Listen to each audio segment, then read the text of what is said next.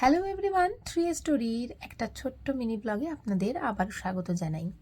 আপনারা যারা আমার থ্রি স্টোরি চ্যানেলের রেগুলার দর্শক, তারা কিন্তু আমার থ্রি স্টোরি চ্যানেলে থাইল্যান্ডের বিভিন্ন অংশের ছোট ছোট ক্লিপিংস দেখে এসেছেন শর্টসের মাধ্যমে।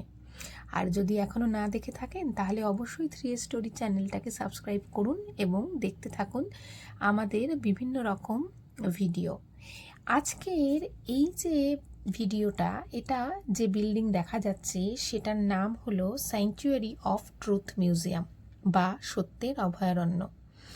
এটা থাইল্যান্ডের পাটায়াতে অবস্থিত একটা অসমাপ্ত জাদুঘর, যা থাই ব্যবসায়ী লেক ভিরিয়াফান ডিজাইন করেছিলেন।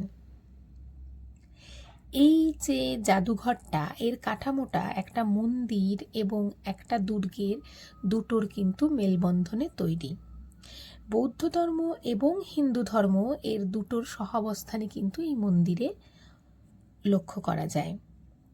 এই পুরো মন্দিরটা বা পুরো বিল্ডিংটা কিন্তু উল্লেখযোগ্যভাবে সম্পূর্ণভাবে কাঠ দিয়ে তৈরি করা হয়েছে এবং একটাও কিন্তু লোহার পেরেক এখানে ব্যবহার করা হয়নি, শুধুমাত্র কাঠেরই পুরো মন্দির। এবং এই বিভিন্ন যে স্ট্রাকচারগুলো, এগুলোও কিন্তু কাঠেই খোদাই করে করা হয়েছে।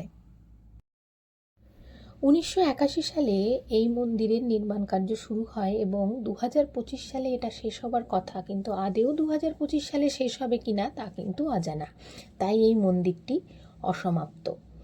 এই মন্দিরে ঢোকার প্রবেশাধিকার রয়েছে সমস্ত দর্শনার্থীদের, মাথায় হাট টুপি পরে তবেই।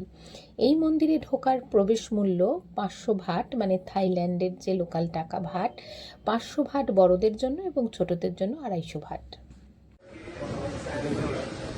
แล้วก็ชิ้นงานด้านในข้างในนะครับสามารถจับต้องได้พิสูจน์ได้เลยว่านี่คือไม้ทั้งหมดครับ তাই যারা থাইল্যান্ডে আসার প্ল্যান করছেন তারা কিন্তু এই স্যাংচুয়ারি অফ ট্রুথকে নিজেদের লোকাল সাইট সিনের মধ্যে অবশ্যই ইনক্লুড করবেন।